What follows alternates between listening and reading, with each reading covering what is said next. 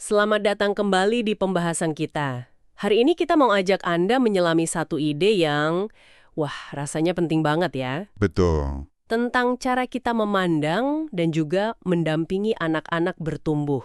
Iya, iya. Sumber kita kali ini dari tulisan Ki Asep, judulnya Potensi Anak yang Dirawat.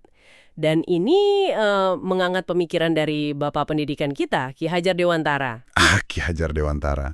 Selalu relevan ya pemikiran beliau. Selalu. Nah, inti diskusinya itu ada di kalimat ini. Coba kita resapi bareng ya.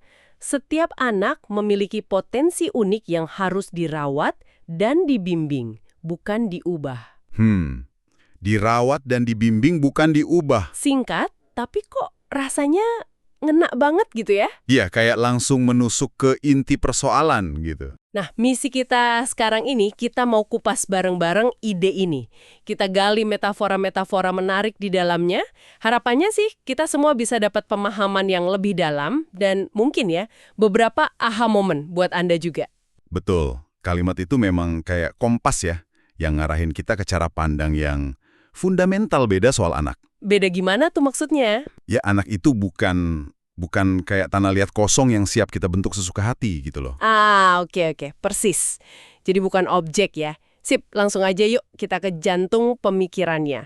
Kutipan dari Ki Hajar Dewantara tadi kan, setiap anak memiliki potensi unik yang harus dirawat dan dibimbing, bukan diubah. Iya. Kata kuncinya jelas banget nih, dirawat, dibimbing versus diubah. Kenapa sih menurut Anda pembedaan ini krusial banget? Apa dampaknya gitu kalau kita salah fokus antara merawat dan mengubah? Merawat dan membimbing, titik tolak kita itu penerimaan. Kita terima dulu anak ini apa adanya, ya, dengan segala keunikannya, bakat bawaannya, mungkin bahkan yang kita anggap kurang gitu. Kita nggak datang bawa cetakan atau agenda tersembunyi buat jadiin dia sesuatu. Oke. Tapi sebaliknya, kalau fokusnya mengubah, nah kita cenderung melihat anak sebagai proyek perbaikan. Waduh, proyek perbaikan. Iya, kita jadi sibuk nyari apa yang salah, apa yang kurang menurut standar kita. Terus kita berusaha, memperbaikinya. Waduh, dalam banget ya. Artinya jadi bukan soal kita ngebentuk dari luar, tapi lebih kayak membantu apa yang di dalam itu tumbuh. Semacam memfasilitasi gitu. Tepat sekali. Istilah fasilitasi itu pas banget. Kita jadi fasilitator pertumbuhan alaminya dia. Oke. Kita bantu dia kenali potensinya, kita sediain lingkungan yang mendukung, kita singkirkan hambatan-hambatannya. Tapi kita nggak mendikte dia harus jadi apa. Ini pergeseran dari pola pikir kontrol ke pola pikir pemberdayaan. Saya suka tuh ide pemberdayaan itu. Dan Ki Asep dalam tulisannya ini pakai visualisasi yang, menurut saya puitis banget. Setiap anak digambarkan sebagai benih cahaya. Oh iya, benih cahaya. Gimana tuh? Kedengerannya aja udah positif ya. Iya loh, metafora benih cahaya ini indah sekaligus kuat maknanya. Benih itu kan menyiratkan adanya potensi dasar ya, sesuatu yang udah ada di dalam dan siap tumbuh. Terus cahaya itu ngasih kesan positif, berharga, dan kayak punya energi gitu. Betul. Dan menariknya lagi nih, Ki Asep bilang benih cahaya ini beda-beda. Ada yang sinarnya terang benderang, wah, laksana mentari pagi. Ada juga yang lembut, bagai embun pagi. Nah, itu dia. Jadi nggak cuma satu jenis cahaya kan? Ada yang nyorot terang, ada yang adem gitu ya. Ini langsung ngingetin kita kalau bakat, minat, cara berpikir anak itu emang beragam banget kan? Banget. Dan katanya, benih ini perlu sentuhan kasih sayang buat tumbuh. Bukan malah dipaksa, ditekan, sampai jadi. Nah, ini kontrasnya ngeri nih. Patung seragam tanpa nyawa. Waduh. Iya, kontras antara benih cahaya yang hidup sama patung seragam tanpa nyawa itu emang menohok sih. Banget. Ini kan nyorot bahaya dari sistem, ya entah di rumah atau di sekolah, yang terlalu fokus sama keseragaman. Keseragaman nilai ya, atau cara mikir. Bisa jadi keseragaman nilai, cara berpikir, atau bahkan mungkin pilihan cita-cita. Kalau semua dipaksa masuk cetakan yang sama, apa juga yang terjadi? Ya, cahayanya jadi redup dong, atau malah mati. Potensinya nggak keluar. Bisa jadi banget. Potensi uniknya jadi nggak dapat ruang buat berkembang. Kreativitasnya mungkin jadi terhambat karena takut salah atau takut beda. Ah, iya. Takut beda itu sering ya. Antusiasme belajarnya juga bisa pudar karena ngerasa apa yang dia minati itu nggak dianggap penting. Kalau kita tarik lebih jauh lagi nih, ketika individualitas ditekan demi keseragaman, itu bukan cuma anak lo yang rugi. Terus siapa lagi? Ya kita semua rugi. Dunia ini kehilangan keragaman warna, keragaman cahaya yang sebetulnya bisa bikin hidup kita semua lebih kaya. Bener juga ya. Kalau dunia isinya patung seragam semua, pasti datar banget rasanya. Monoton. Terus kalau kita nggak mau bikin patung, gimana caranya ngerawat benih cahaya ini biar tumbuh subur? Ki Asep punya analogi lagi nih. Katanya peran orang tua dan guru itu kayak tukang kebun yang bijaksana. Nah, ini dia. Analogi ini kan sering kita dengar ya. Tapi apa sih detailnya menurut tulisan ini? Ya, analogi tukang kebun ini klasik tapi selalu relevan emang. Ki Asep itu merinci tugas si tukang kebun bijaksana ini. Pertama, dia itu menabur air kesabaran. Air kesabaran, oke. Ini penting, karena pertumbuhan itu kan butuh waktu ya, nggak bisa instan. Anak punya ritmenya sendiri. Betul. Kedua, dia menyingkirkan duri ketidakpahaman. Nah, ini menarik nih. Gimana tuh maksudnya duri ketidakpahaman? Jadi bukan cuma soal nyiangin rumput liar secara fisik gitu ya, tapi juga nyingkirin duri berupa kesalahpahaman kita tentang anak, prasangka kita, ekspektasi yang nggak realistis, atau bahkan mungkin hambatan belajar yang nggak kita sadari. Oke, jadi tugasnya nggak cuma pasif nungguin ya, tapi aktif ngamatin dan bersihin jalan gitu. Nyari tahu apa durinya si anak ini. Betul sekali. Observasi yang jeli itu jadi kunci. Tukang kebun yang baik kan kenal tanamannya. Dia tahu kapan tanamannya butuh air, kapan butuh pupuk, kapan butuh sinar matahari lebih banyak, atau malah kapan harus dilindungi dari hama. Iya. Dan yang paling inti dari kebijaksanaannya nih, menurut Ki Asep, adalah membiarkan bunga-bunga mekar sesuai bentuknya sendiri. Wow. Dia nggak bakal maksa mawar jadi anggrek atau sebaliknya. Membiarkan mekar sesuai bentuknya sendiri. Ini kedengerannya indah ya, tapi prakteknya gimana ya? Bukannya kadang kita ya sebagai orang tua atau guru ngerasa paling tahu yang terbaik gitu. Terus jadi pengen ngarahin. Nah, itu dia. Gimana caranya imbangin antara membimbing sama tidak mengekrang? Di mana batasannya gitu? Itu dia tantangan terbesarnya menurut saya. Nemuin keseimbangan antara ngasih arahan sama ngasih kebebasan. Membimbing tanpa mengekang, menuntun tanpa memaksa. Ini butuh seni dan kepekaan tinggi sih. Seni ya. Iya. Kalau terlalu mengekang, jelas itu mematikan inisiatif dan potensi unik anak. Tapi kalau terlalu membiarkan tanpa arahan sama sekali juga, ya bisa bikin anak bingung atau malah kehilangan arah. Jadi serba salah juga ya kadang. Makanya perlu bijaksana. Tukang kebun yang bijak itu ngasih pagar penyangga waktu tanaman masih rapuh. Tapi pagarnya nggak nyekek. Dia ngasih pupuk, tapi dosisnya pas, nggak berlebihan. Jadi kuncinya itu di observasi sama respons yang tepat sesuai kebutuhan unik si tanaman itu ya. Bukan pakai satu resep buat semua gitu. Tepat. Dan ini butuh kerendahan hati juga loh. Kerendahan hati? Dia ngakuin kalau kita nggak selalu tahu yang terbaik dan bahwa anak itu punya kebijaksanaannya sendiri. Tugas kita lebih kayak pendamping perjalanan, bukan sebagai arsitek yang ngerancang segalanya dari A sampai Z. Pendamping perjalanan. Oke. Ini jadi ngangkat pertanyaan penting buat refleksi kita semua nih. Gimana caranya kita bisa jadi fasilitator yang efektif, yang nyediain nutrisi dan lingkungan yang pas, tanpa justru malah ngalangin keunikan anak berkembang gara-gara agenda kita sendiri. Pertanyaan yang bagus banget buat direnungkan. Menjadi tukang kebun bijaksana ini ternyata, wah, kerjaannya nggak gampang ya. Iya, effortnya besar. Nah, ada satu lagi nih metafora yang dipakai Ki Asep. Katanya, setiap anak itu ibarat melodi yang berbeda. Wah, ini juga puitis lagi nih. Melodi ya? Saya langsung kebayang orkestra gitu. Tiap alat musik kan punya suara khasnya sendiri. Iya, metafora melodi ini nyentuh aspek ekspresi diri ya, sama keunikan suara hati anak. Setiap anak punya lagunya sendiri, cara dia ngerasain dan ngerespon dunia ini. Dan katanya, kalau melodi yang beda-beda ini dipaksa jadi nada yang sama, akibatnya si melodi itu bakal kehilangan harmoni dan getarnya.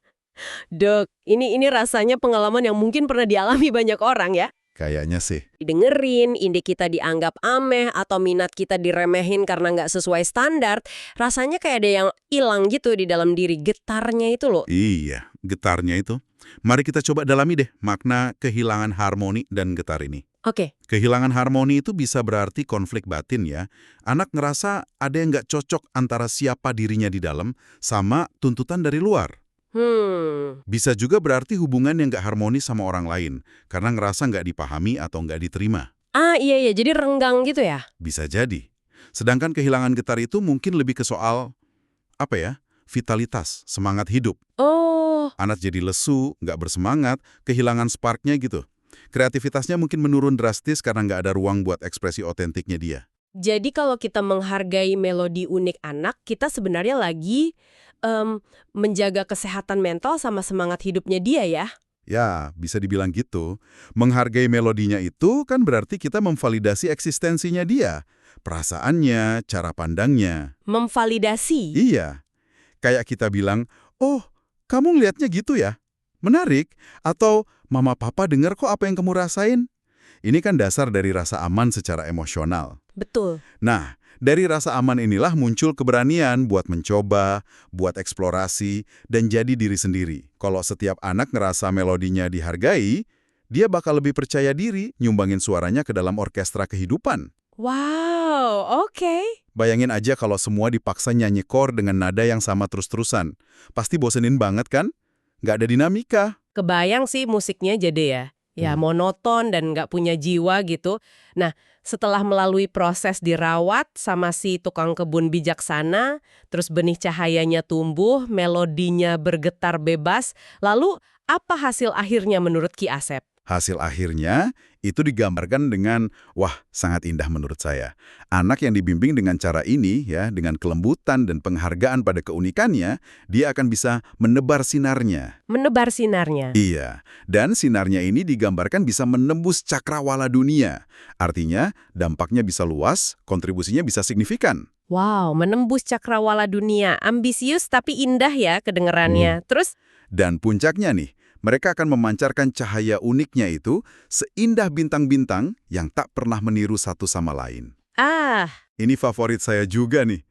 Coba deh kita lihat langit malam. Setiap bintang kan punya cahayanya sendiri, posisinya sendiri. Dan justru karena perbedaan itulah, langit jadi indah kan? Iya, betul. Nggak ada kompetisi buat jadi bintang yang paling terang atau paling sama. Semuanya bersinar dengan caranya masing-masing. Seindah bintang-bintang yang tak pernah meniru satu sama lain. Ini kayak perayaan puncak dari keberagaman ya? Persis. Jadi tujuannya bukan buat jadi yang terbaik atau sama dengan standar tertentu, tapi jadi versi terbaik dari diri sendiri yang unik itu. Tepat sekali.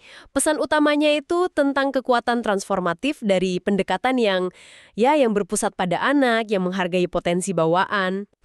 Ketika kita berhasil jadi tukang kebun bijaksana, yang ngerawat benih cahaya dan ngebiarin melodi anak bergema bebas, hasilnya itu bukan cuma anak yang tumbuh optimal sesuai kodratnya, tapi juga individu yang punya rasa percaya diri, resiliensi, dan kemampuan buat berkontribusi secara otentik pada dunia. Otentik ya? Iya, mereka bersinar dengan cahaya mereka sendiri. Oke, jadi kalau kita rangkum nih ya, apa sih intisari utama yang bisa kita bawa pulang dari obrolan kita kali ini? Yang diinspirasi dari Ki Hajar Dewantoro lewat tulisan Ki Asep ini. Oke, intinya sih peran kita ya, entah sebagai orang tua, guru, atau siapapun lah yang berinteraksi dengan anak, itu lebih mirip tukang kebun. Tukang kebun? Iya, tugas kita bukan ngebentuk paksa, tapi merawat benih unik yang udah ada di dalam diri mereka. Kita perlu nyiptain tanah yang subur dengan kesabaran dan kasih sayang. Terus, nyingkirin gulma kesalahpahaman dan ngebiarin melodi khas mereka itu terdengar. Fokusnya pada potensi internal, bukan pada standar eksternal. Dan hasil akhirnya itu bukan keseragaman ya, tapi keindahan langit malam yang penuh bintang beragam, yang bersinar dengan caranya masing-masing. Keren banget. Keren. Dan jangan lupa juga dampak jangka panjangnya. Oh iya, apa tuh? Ini bukan cuma soal kebahagiaan dan pemenuhan diri si anak aja loh. Ketika kita berhasil ngerawat potensi unik ini, kita sebenarnya lagi investasi buat masa depan masyarakat yang lebih kaya. Investasi ya? Iya, coba bayangin deh.